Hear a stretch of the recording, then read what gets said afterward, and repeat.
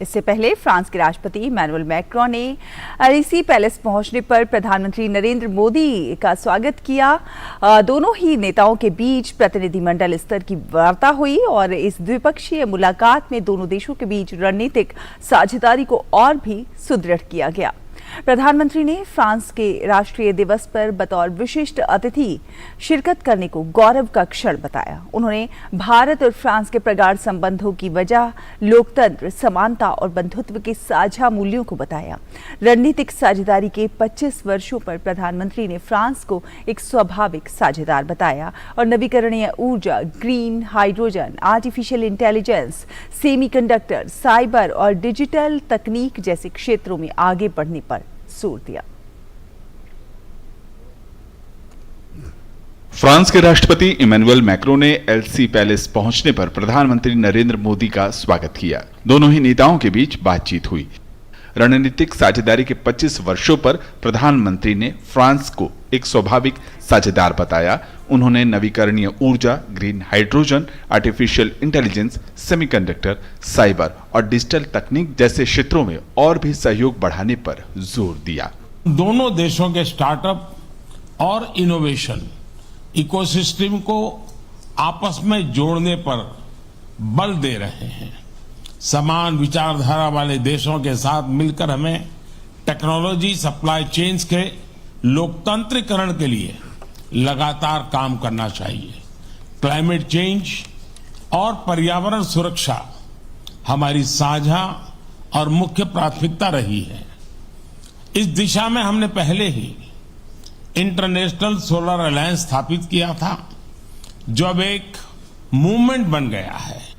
प्रधानमंत्री ने blue economy और ओशियन गवर्नेंस के क्षेत्र में फ्रांस के साथ साझेदारी की अपेक्षा जताई। रक्षा सहयोग को प्रधानमंत्री ने दोनों देशों के संबंधों को मूलभूत स्तंभ बताया। सबमरीन हो या फिर नौसेना के जहाज, हम चाहते हैं कि मिलकर केवल अपनी ही नहीं, तीसरे मित्र देशों की जरूरतों को भी पूरा करने के लिए हम काम करें। हमारी डिफेंस स्पेस एजेंसीज के बीच सहयोग बढ़ाने की संभावनाएं हैं। फ्रांस की कंपनियों द्वारा MRO facilities, spare parts, helicopter के लिए इंजन का प्रोडक्शन भी भारत में किए जाने पर हम आगे बढ़ रहे हैं। नागरिक परमाणु सहयोग, अंतरिक्ष और नौवहन क्षेत्र में आगे बढ़ने की भी बात कही। यूक्रेन युद्ध और कोविड-19 महामारी के नकारात्मक प्रभाव की बात प्रधानमंत्री ने एक बार फिर दोहराई। उन्होंने कहा कि डायलॉग और डिप्लोमेसी के जरिए ही हल निकाला जा सकता है। साथ ही उन्होंने कहा कि स्थायी शांति के लिए भारत हर प्रयास करने के लिए तैयार है।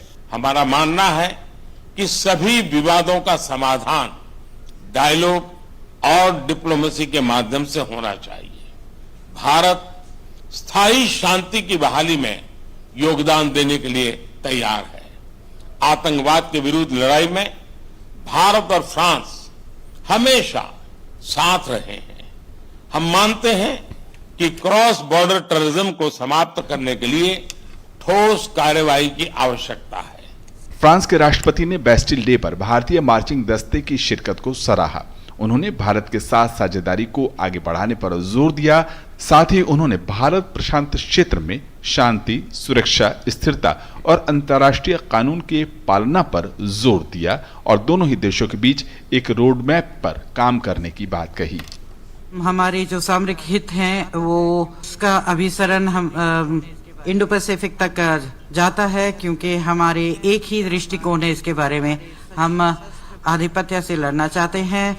हम हमारे सशस्त्र बल नियमित बातचीत कर रहे हैं और पूरी योगदान कर रहे हैं ताकि जो शांति है और सुरक्षा है इस क्षेत्र में बनाई रहे और अंतर्राष्ट्रीय कानून का सम्मान रहे। यात्रा के दौरान प्रधानमंत्री मोदी ने फ्रांस की विशेष हस्तियों से भी मुलाकात की, जिसमें फ्रांस के अंतर्राष्ट्रीय लग्जरी ब्रांड शनेल की सीईओ लीना नायर, फ्रांस के एरोस्पेस इंजीनियर और पायलट थॉमस प्रिस्केट और वयोवृद्ध प्रसिद्ध योग प्रशिक्षक शार्लेट शोपा भी शामिल रहीं। भारत फ्रांस सीईओ सम्मेलन में भी प्रधानमंत्री ने हिस्सा लिया। कंपनियों के मुख्य कार्यकारियों से उन्होंने मुलाकात की। पीएम मोदी ने कहा कि भारत फ्रांस के संबंधों में बिजनेस लीडर्स का भी एक बड़ा योगदान रहा है।